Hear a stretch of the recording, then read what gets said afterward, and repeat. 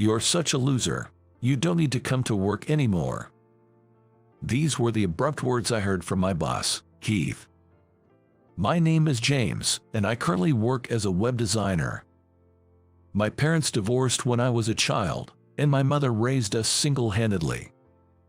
I am very grateful to her now. I have a younger sister who is quite responsible. She is currently living with her fiancé, Alex. My sister and I have always been close, and since Alex is around our age, we sometimes meet up for meals together. Ever since I was little, I loved drawing.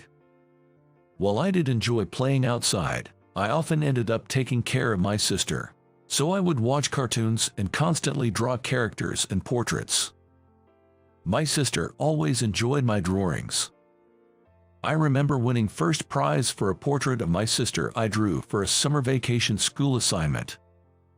Our mother was very pleased. I had a cousin who was a bit older than me and worked in web design.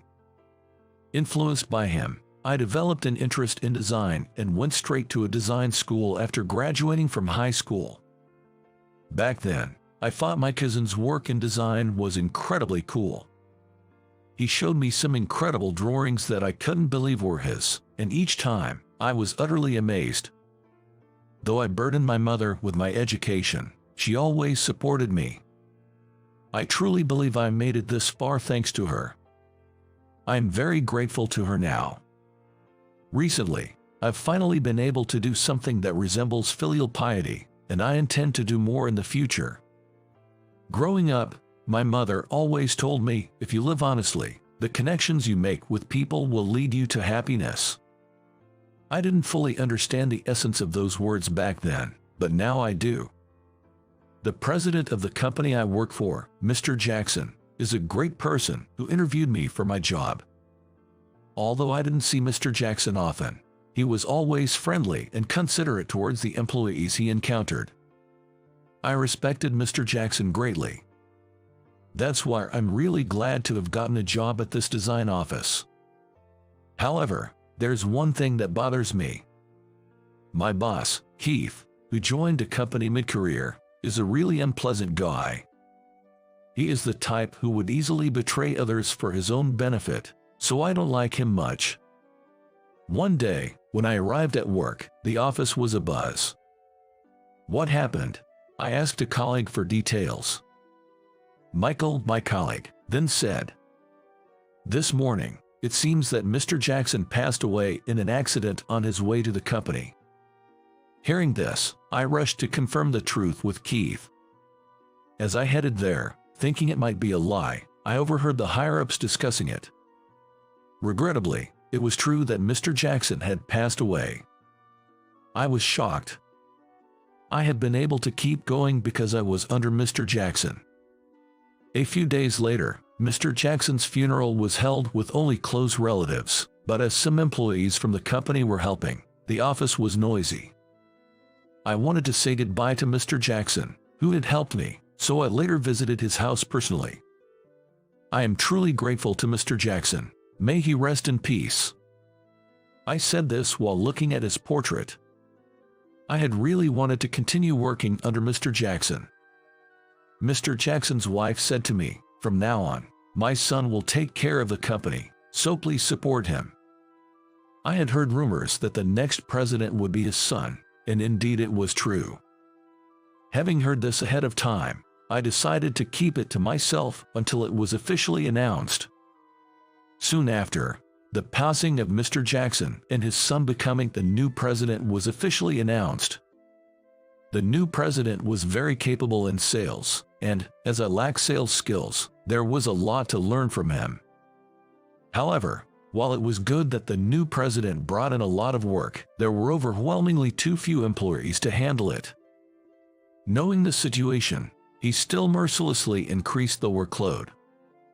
The company became busier by the day. I was exhausted. This is unsustainable. I'm so tired. I want to quit. As I heard these desperate cries from my colleagues every day, I felt like I was going to lose my mind too. The employees were constantly overworked, leaving them with no time for personal life and completely drained. As a result, some started falling ill. To cover for those who couldn't come into poor health, the workload increased even further, creating a vicious cycle. One day, I decided to talk to President Jackson about this.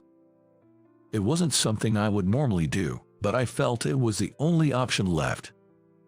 President Jackson, excuse me, as you know, we are severely understaffed. The employees are at their limit, as you can see. Can't something be done about this? The president laughed and said, haha, having work is a good thing, right? It's all thanks to me, sorry, but I won't hire more staff as it increases labor costs. Unable to respond, I felt powerless and left his office. After that, Keith joined a company mid-career, but he just added stress to the already terrible environment. Keith didn't care about his subordinates at all and was just a yes man to President Jackson. Thanks to President Jackson, our company is achieving great results. He's really something. Keith would say this every day, buttering up President Jackson. But he was relentless with the employees. The huge workload he dumped on us made our work even more intense. My colleagues and I, who had been working hard all along, had long surpassed our limits. Many employees, sacrificing sleep and working on weekends, struggled to keep up, and it was painful to watch. Keith, while observing this situation daily, focused on pleasing President Jackson and, being eloquent, took credit for all the good results at client meetings. The staff, angry at their collective efforts being claimed as Keith's achievements, were frustrated. And I was just appalled by all of this. Amidst this, a joyful news came in. My sister was finally getting married. In these days of despair, it was a rare bright topic. My little sister getting married, I was overjoyed and basked in the happiness for a while. We decided to have an early celebration with the family. My mother was very happy, and my sister and Alex looked genuinely content, which was wonderful. It turned out that Alex had proposed to her on her birthday. Alex had been pondering the timing of the proposal, so I advised him that since they were already living together and he was like family, any time would be fine. I'm glad it went well. The wedding date was set, and although I was worried about getting time off due to the company's situation, I was eager to attend. I looked forward to imagining what the wedding would be like. At the company, I immediately arranged my work schedule to take a leave for the wedding. There was a lot to do, but by working on weekends, I managed to finish my part. Since the wedding was decided, my sister seemed happy, enjoying choosing her dress and other preparations. I wondered if I would ever have such a day, but I didn't even have a partner yet. I thought about starting to look for a girlfriend once things settled down. And so, the wedding day arrived without a hitch. I was moved throughout the ceremony. Seeing my sister in her bridal attire almost brought me to tears, which I struggled to hold back. Memories of her falling off her unicycle and crying when she was little, her rebellious teenage years, and when she first introduced Alex flashed through my mind. The reception was a blast, with delicious food and well-thought-out entertainment. My sister looked stunning in her wedding gown, and even as her brother, I thought she was beautiful. I don't usually take many photos, but on this day, I took a lot. My phone's album was filled with pictures of the wedding. Although I'm not a parent, I couldn't stop my tears of joy throughout the event. I sincerely wished for their happiness. I'm sure Alex will make my sister happy. My mother, sitting beside me, kept nodding and seemed to be engraving the wedding ceremony in her memory, just like I was. This wedding will surely become a lifetime memory. After the ceremony ended smoothly, I drove my mother back to our family home. Immersed in the afterglow of the wedding at home, I received a call from President Jackson. Abruptly jolted back to reality. Having to think about work even on a day like this, I sighed. When I answered the phone, President Jackson was furious. Taking a leave without caring about work. Who do you think you are? President Jackson was livid. Although I had clearly written that I was taking leave for a family wedding, President Jackson seemed unaware of it. I explained about my sister's wedding and apologized. I felt it was completely unnecessary to apologize, and it soured the great day. The next day, when I went to the office, Michael approached me hastily.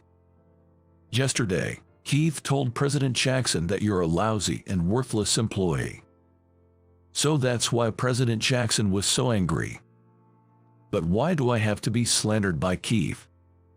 This company is just anything goes now. Anger welled up inside me. I had properly completed my work before taking leave, and taking time off for a family wedding is a given, right? I shouldn't be criticized for such a thing. Yet, being called a lousy and worthless employee, what on earth is happening with this company? Involuntarily frustrated, I found myself clicking my tongue in annoyance, feeling helpless about my situation. Shortly after, Keith approached me, saying, "President Jackson is calling for you." I sensed I would be scolded, but I had plenty to say too. Upon entering the president's office, President Jackson asked, "Did you enjoy yesterday, James?" I simply replied, "Yes."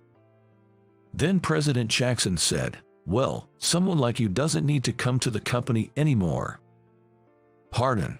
I was so surprised that I blurted out the question. What is President Jackson talking about? Being fired for taking a day off for a family wedding, despite working hard every day. I couldn't take it anymore and felt like bursting. I wanted to grab and punch him, but I answered, "If you say I don't need to come anymore, then I really won't. For now, I'll use up all my remaining leave." Visibly upset, I left his office. I can't work under such a president. Keith watched me with a satisfied look. He's really messing around too. I felt like punching Keith as well. Sensing something was wrong, Michael approached and asked. Still angry, I told Michael the whole story, and seeing him get angry on my behalf helped calm me down. After submitting the leave documents and finishing my work, I immediately prepared to leave. I decided to go camping, a hobby I hadn't indulged in for a while. I thought going away would clear my mind. The next morning, I woke up early and drove about 2 hours to the mountains. Upon arrival, I efficiently set up my tent. After setting everything up, I started boiling water. As I watched the fire, the words President Jackson said to me yesterday flashed back in my mind. What does he mean by "you don't need to come anymore"? Just thinking about it made me angry. I was so lost in thought that I didn't even notice the water boiling over. Being out camping, perhaps it was the power of nature, I gradually felt liberated from the daily hustle and the unpleasantness, and my mind seemed to rest. Eating the good quality meat I splurged on, while listening to the river flowing in the quiet mountains, I relieved my stress. Eating outdoors is really delicious. Just the change in air makes everything feel fresh. Occasionally, I thought about how everyone at the office must be swamped, but I tried not to dwell on it. I spent time fishing, grilling the fish I caught, and watching birds occasionally visit the river. It reminded me of a childhood camping trip with a local community group. Back then, I had a crush and was excited about camping with her. I remembered nervously approaching her during the campfire. It was my first love. But then, seeing her playing happily with another boy was a shock. I wonder what she's doing now. Lost in these old memories, I was enjoying myself. Later, I realized I was indulging in fantasies all alone and felt a bit down. At night, the stars were beautifully visible, so I took pictures under the starry sky. And I set one as my phone's wallpaper. It felt like something good was going to happen. I had planned to stay for 2 or 3 nights, but in the end, I returned home after just 1 night. I thought it would be nice to visit my family home since I had the chance. When I contacted my mom, she suggested inviting my sister and her husband over for a family meal. "Did you go camping, James?" My sister and her husband had arrived earlier, and by the time I got there, the meal was already prepared. I brought some souvenirs on my way back from camping, and they were happy to have them. The impromptu long weekend and the camping trip turned out to be a great conversation starter. We all got excited about the idea of going camping together as a family next time. Nowadays, there are campsites with hot springs and pools, making it easy and enjoyable for women too. After the meal, we talked about various things for the future. I spent a few nights at my parents' house, fully refreshed. I had plenty of time to think about my future work. And now, my leave was ending, and I had to return to work tomorrow. When I went to the office the next day, it was chaos. Apparently, while I was away, Keith tried to cover for me but ended up causing a storm of complaints as the work didn't get done. Seeing Keith, it seemed like he was about to explode. So this is what happens when a useless employee isn't around. I was just astounded. Then Keith noticed me and came over. "James, I'm sorry for everything. I finally understand how much your work meant." His apology was too little too late for me. I submitted my resignation on the spot. "James, please reconsider, I beg you," Keith pleaded, a complete turnaround from his usual attitude, but my mind was already made up. I left the company.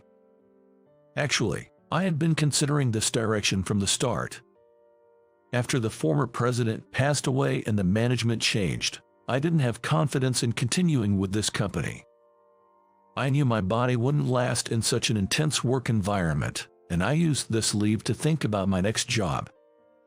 In fact, during my leave, I was preparing to start a new company with Alex. Alex, too, was struggling with his current job as a designer. So, we discussed starting our own company together. Alex had always been much better at sales than me, so I was confident we would make a great team. My sister also supported us. And so, we quickly launched our company. We had been preparing behind the scenes and even managed to recruit some colleagues from my former company, which sped things up. Indeed, Alex's sales skills were outstanding, and soon our business was on the right track. Some of our clients were people I had worked with at my previous company, and hearing them say, "We feel secure with you here," was gratifying. In just a few months, our company's monthly sales reached $10 million. The colleagues we recruited turned out to be a tremendous asset. Unlike my previous company, we were not overwhelmed with work, and we're even planning to hire more staff due to increasing workload. We intend to keep growing the company. Our employees work happily every day. The office atmosphere is bright, creating a conducive working environment. I'm always thinking of ways to maintain a good cycle to keep the motivation high. Indeed, motivation is crucial. Then, I heard that my previous company had gone out of business. While my colleagues were happy, I couldn't help but think of the former president of my old company, whom I had respected. It was an unfortunate situation. But I couldn't forgive Keith or President Jackson, so in a way, I felt relieved. Rumor has it that both President Jackson and Keith are struggling to find new jobs. It seems impossible for them to work under someone else after all that's happened. They had it coming. Since then, I've been fully committed to my work. And then, I had a fateful encounter. One of our clients employed the woman who was my first love. I recognized her immediately. There was a resemblance, and when I started talking to her, it turned out she was indeed the same person. After moving to a nearby town, she had been living quite close all this time. She vaguely remembered me, and we quickly exchanged contact information and grew closer. She hadn't changed much since we were kids, and it felt like a dream. And now, I feel the happiest I've ever been in my life. She became my wife. Experiencing such a fateful encounter firsthand, I truly felt that living earnestly and valuing connections with people brought me happiness. I plan to always uphold my mother's teachings. And when I have children, I'll definitely pass this lesson on to them. Living honestly leads to happiness through the connections you make with others. My name is Michael, a 30-year-old man. Currently, I work hard every day as a company employee. I'm busy, but I love my job, so I've always been focused on work from morning till night. Now I can have 3 meals a day, but growing up in a single-parent household, we were quite poor, and as a child, I often couldn't eat properly. The only decent meal I had was the school-served lunch, but that was only until elementary school. In middle school, I either brought my own lunch or bought something simple from the school store, and in high school, it was either a packed lunch or the cafeteria. I attended a private high school as a scholarship student, so we didn't need to pay for my tuition fees. I was fairly smart, so I applied to a prestigious private high school as my first choice. By scoring high enough, I was able to attend as a scholarship student without paying tuition fees. So, I never had to pay for high school.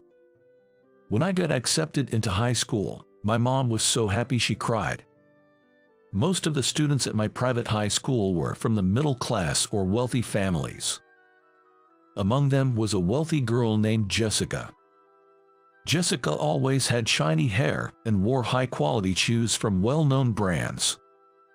Even in high school, she carried wallets from Louis Vuitton or Gucci, clearly indicating her family's wealth. Her father was a businessman. She always seemed to get whatever she wanted from her dad. I, having no connection to such luxury brands, was quite amazed by it, but then one day, an incident happened. Jessica's Gucci wallet went missing, causing a huge uproar in class. "Oh no, my Gucci wallet is gone. Someone must have stolen it." "Really? Jessica, do you have any idea who could have taken it?" Maybe. Someone from a certain place might be the thief, I guess." "Could it be him?" "Yes, the one who's here on a scholarship despite being from a single-parent family." "Hey, Michael, stealing isn't cool, man. Where did you put Jessica's Gucci wallet?" "Wait a minute, I don't know anything about it." "Don't lie, you're the only one who would steal it. Just give it back." "But I don't have it." "Don't bother making excuses. It's obvious you have it, Michael. Just return it. It was a gift from my dad and it was expensive. But I really don't have it." Despite my protest, Kent and Jessica started rummaging for my desk and bag. But they found nothing. My desk was overturned, and my textbooks and notebooks were scattered on the floor. My lunchbox also rolled out of my bag when they flipped it. I was upset that the lunch my mom had made was treated that way. Then Kent unwrapped my lunchbox, suggesting I might have hidden the money inside. I tried to stop him, but couldn't match his strength. "No money here either, but look at this lunch. It's like a simple American meal, just plain bread with a pickle, so plain. Is this what you eat?" "I knew you were always eating your lunch secretly, but it must have been too embarrassing to show, right?" "That's indeed. My lunch was plain."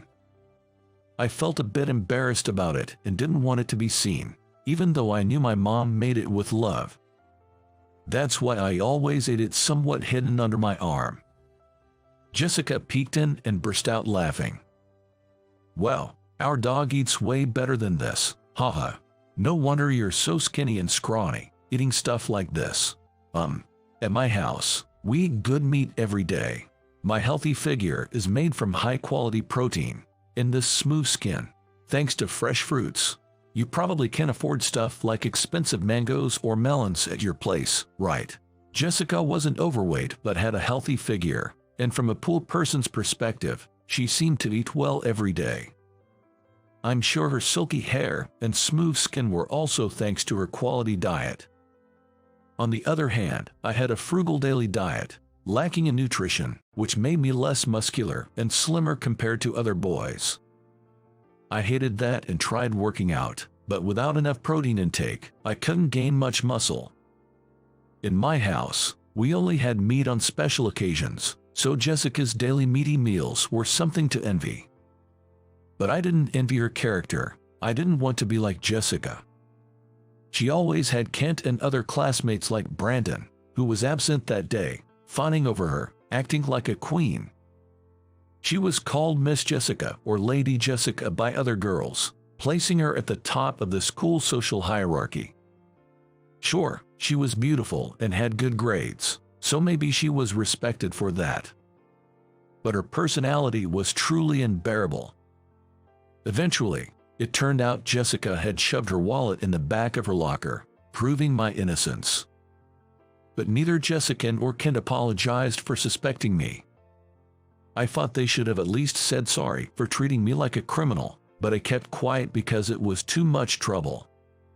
High school passed in a flash. The beautiful and brilliant Jessica went on to a famous private university. I also became a college student. I entered university on a scholarship, so I graduated with a considerable debt. Still, I wanted to study at the university, and my mom wished for it too. My mom had wanted to attend a community college, but her father opposed it, so she couldn't. Back then, some people thought women didn't need education, but my mom wanted to get many qualifications at a community college. She graduated from a general high school and didn't get any certifications like bookkeeping during her time there. She often lamented that if she was going to work right after high school anyway, she should have attended a vocational school. Well, that would have led directly to a job. And there might have been more demand for vocational school graduates than those from a general high school. Because she graduated from a general high school without any specific qualifications, my mom only had part-time jobs after graduating. My parents split up due to my dad's infidelity, and my mom didn't receive any child support. My dad went on to have another family, prioritizing them over us. I vowed never to become a man who makes his wife cry if I ever had a family in the future. To me, my father was no longer worthy of being called dad. With such a past, I'm now working as a company employee after graduation. I have subordinates and lots to do every day, but I'm grateful for a steady salary that ensures I don't struggle with basic needs. In high school, I worked part-time jobs with limited hours and earnings due to regulations on student labor. Being part of my mom's household, no matter how hard I worked, my earnings were capped at just over $10,000 a year. Considering that, being a company employee where effort is directly rewarded with a higher salary seemed perfect. I chose to be a corporate employee over a stable government job because I grew up poor and wanted a job where I could earn substantial incentives.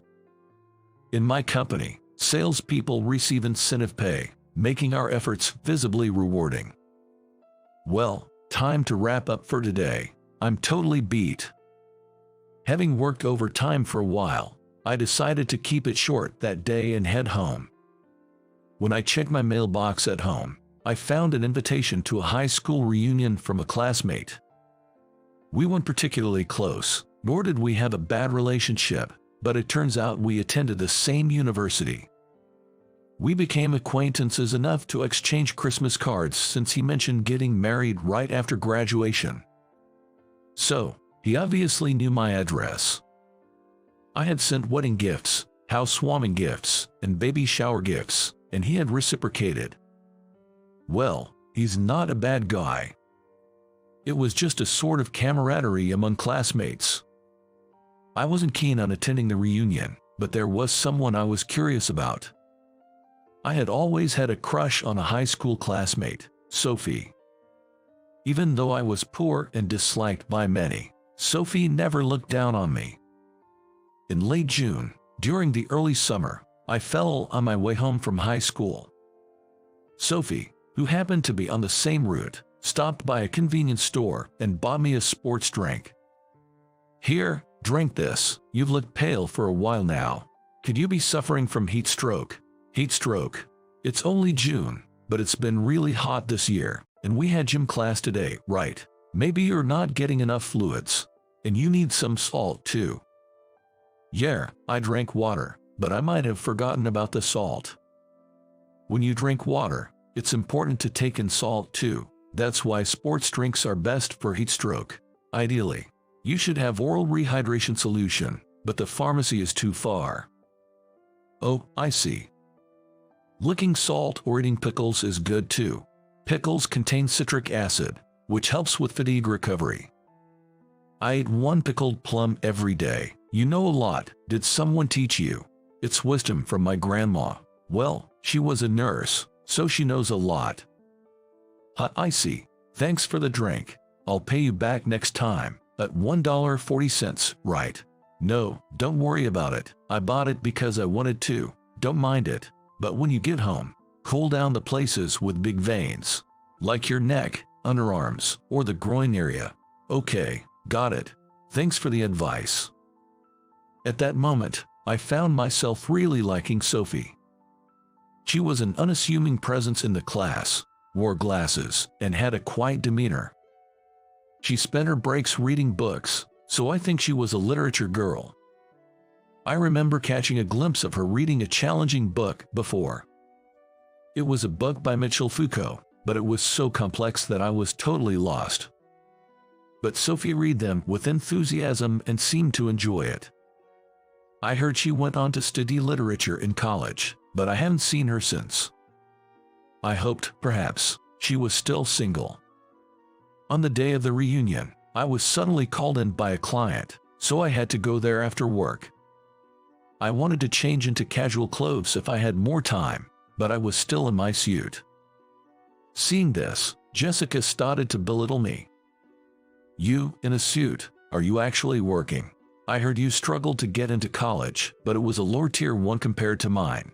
So it seems pointless. Well, I graduated from the prestigious K University, you know. Yeah, I was called in for work, so I'm still in my suit. Didn't have time to change. You got a job. What kind of trashy company picked you up? With your university's level, it can't be anything impressive. Actually, it's one of your father's major clients. What? I work at Greenfield Corporation. We supply products to your father's company. Greenfield, as in that conglomerate-affiliated trading company. Wait, how did someone like you get into a trading company? How did you do it? Well, I got in through regular recruitment. I had a 4.0 GPA score, and I went on an exchange program after graduating. Maybe they valued that. You had a 4.0 GPA and did an exchange program. Yes, that's right. So, what are you doing now, Jessica? Well, I'm just helping with household chores.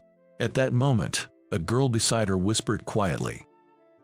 Making fun of Michael, I thought you'd be working somewhere impressive, but that's disappointing. What? Who are you, anyway? Don't you recognize me? I'm Sophie. What? You're that gloomy and plain Sophie. It turned out this girl was Sophie. She had changed so much since high school. She seemed like a completely different person. Sophie had grown her hair to her shoulders, adding a gentle wave. Her makeup emphasized her already beautiful features, transforming her into a stunning woman. Even in high school, I admired her sharp, beautiful eyes visible behind her glasses. But I was surprised how much a person could change without glasses. Her eye makeup really transformed her appearance. Jessica, now outshone by the beautified Sophie, seemed to be at a loss for words. It's such a waste for someone who graduated from a prestigious university to not even help with their father's business. Well, it's none of my business, and I don't care anyway. What are you talking about? I don't want to hear that from you. I'm preparing to become a bride, so I'm learning household chores from my mother. Learning household chores at this age, wouldn't it have been better to learn them earlier? I mean, most people can handle household chores by middle school. I'm thoroughly learning household chores to make a good marriage. I want someone who earns more than my father. Maybe with an annual income of $1 billion. Haha, Jessica, you should face reality. Guys earning $1 billion a year are usually already married. What? Who are you? I'm Kent. Guys earning $1 billion a year.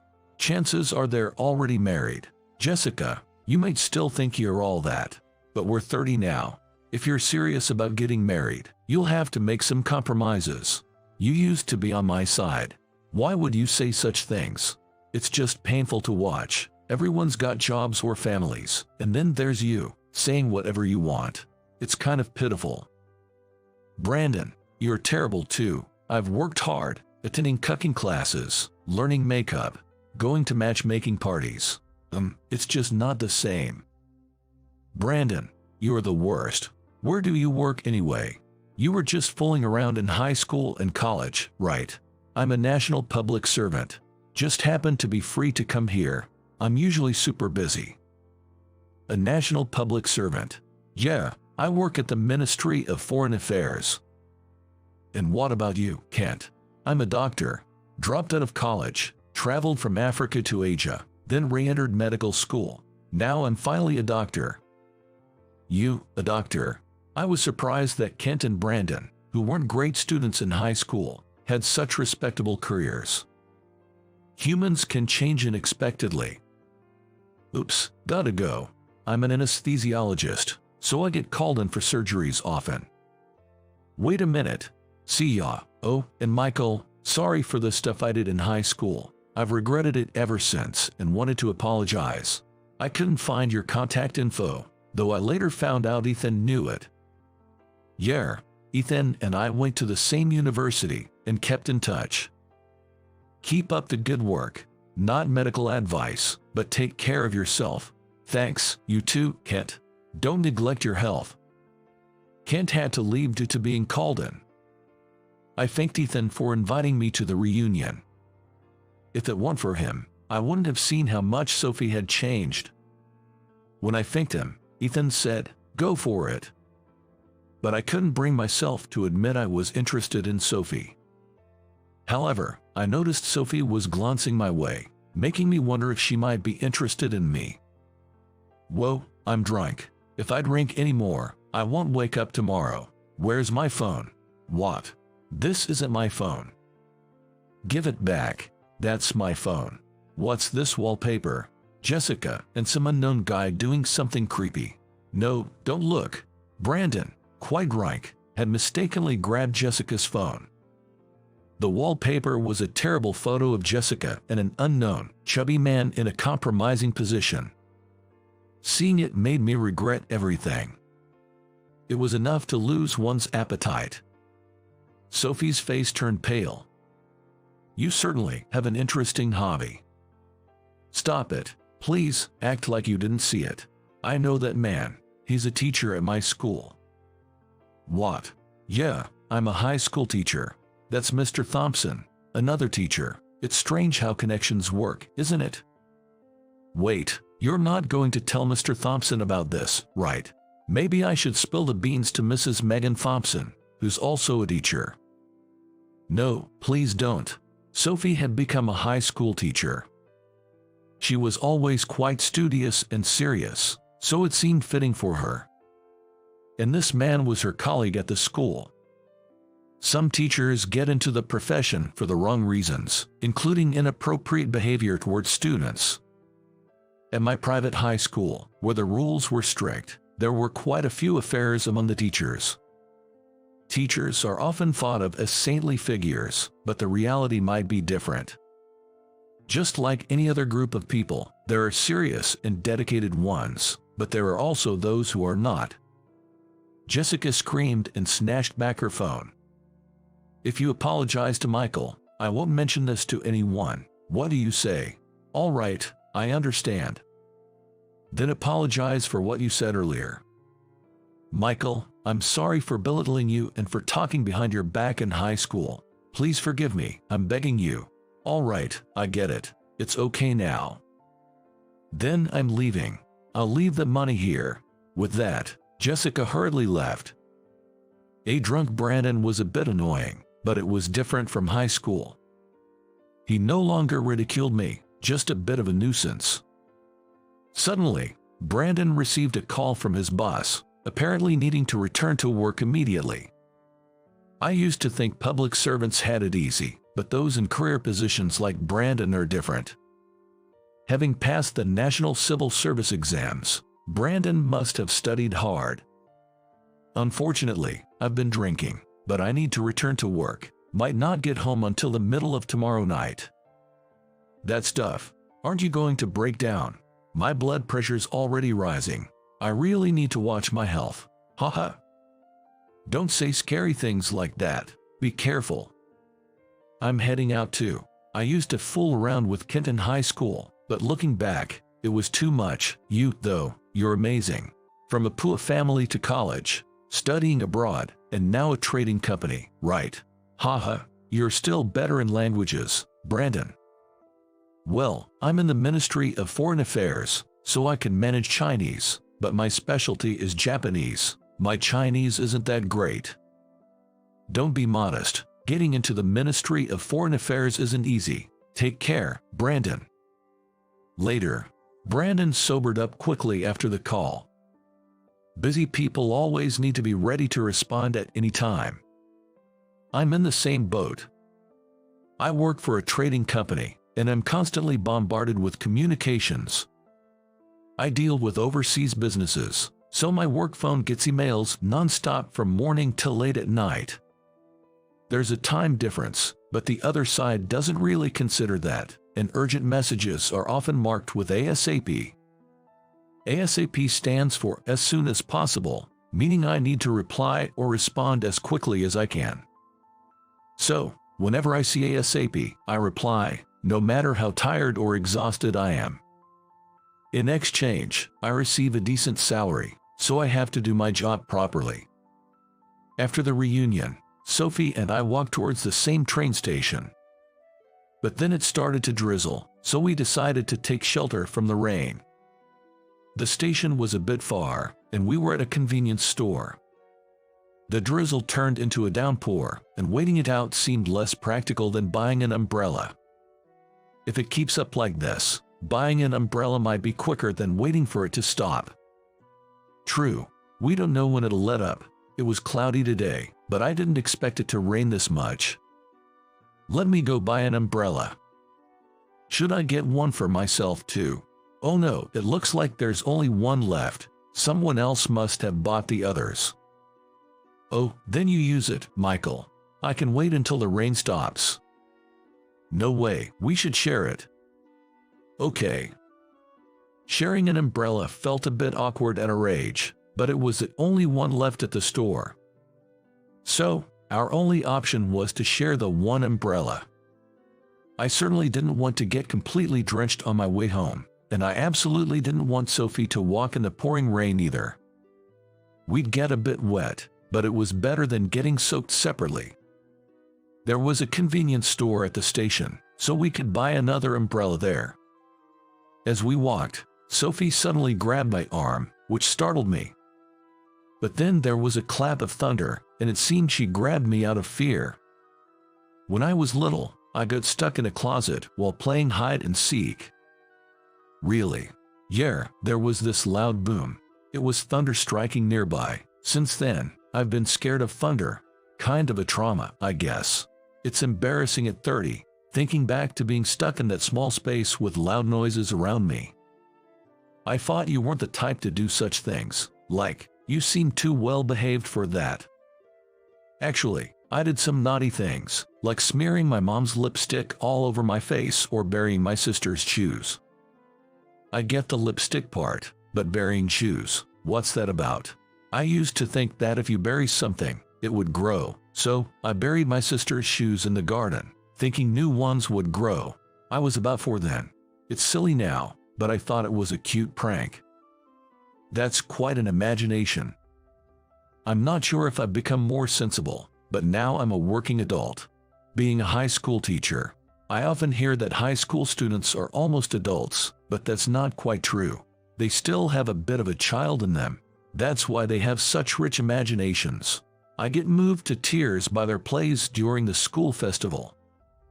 By the way, Sophie, you wrote a script for the cultural festival, right? It was incredible. I always thought you had a talent for writing because you read so much. Thank you. Hearing you say that makes me happy. I'm glad I became a language teacher. Sophie always seemed so composed and intellectual to me, but knowing she had a mischievous childhood was a pleasant surprise. I might be the only one who knows these sides of her. She wasn't very talkative about herself in high school and seemed to prefer being alone. But she helped me when I was on the verge of heat stroke and explained things to me, so she's not averse to people. She's just not the type to share everything about herself. So, I was really happy when she shared her childhood stories with me. I felt special, like I was the only one who knew everything about Sophie. At the station, I bought another umbrella for Sophie. Then we parted ways, boarding trains in opposite directions. Before that, Sophie and I exchanged contact information. In high school, I didn't even have a cell phone, and even if I did, the address would have changed. Sophie and I exchanged contacts, and I was grinning all the way home. A little while later, I received a message from Sophie saying thank you for today on my phone, and I replied immediately. Afterward, we started finding time to contact each other. My work is busy, so I have limited time for calls, but talking to Sophie is always comforting. Thoughts of dating and marriage kept popping into my head. I'm already 30 and want a girlfriend. Curious about family life, I contacted Ethan, who married early and has a big kid now. After talking about it, I was teased with "you haven't confessed yet," which finally pushed me to make the decision to confess to Sophie. 3 months after the reunion, Sophie and I met again. Today, she had straight long hair, not curled like before. Her makeup was subtler than before, but she was still beautiful. Staring at her long eyelashes, she caught me and asked, "What are you looking at? Is there something wrong with my face?" "Oh no, it's just that you look different from high school, maybe because you're not wearing glasses." "Yeah, I got LASIK done." "Really? Did it hurt?" "They anesthetize your eyes, so it doesn't hurt, but you're awake and your eyes are open. It's not full anesthesia." "Yikes, I couldn't do that. I'll stick to contacts. Too scary for me." "It's really comfortable. I recommend it. Anyway, what did you want to talk about?" Well, I thought maybe another day would be better, but I really wanted to say it today." Today's your birthday, isn't it? Happy birthday. I wanted to treat you to a celebration again some other time, but I at least wanted to give you your present today." "Well, that's so sweet. Thank you. Did you come just for that?" "Yes. I wanted to see you on your birthday and wish you in person." "Can I open this?" Sophie unwrapped the gift I handed her and gasped in delight. It was a bottle of wine made in the year of her birth. At the reunion, we were at a fancy bar that served wine, and Sophie was drinking wine steadily. She didn't even get flushed despite drinking quite a bit, and when I asked her later, she said she loved wine and had a high tolerance. So, I chose this as her present, and she was thrilled. "Sorry for the heavy gift.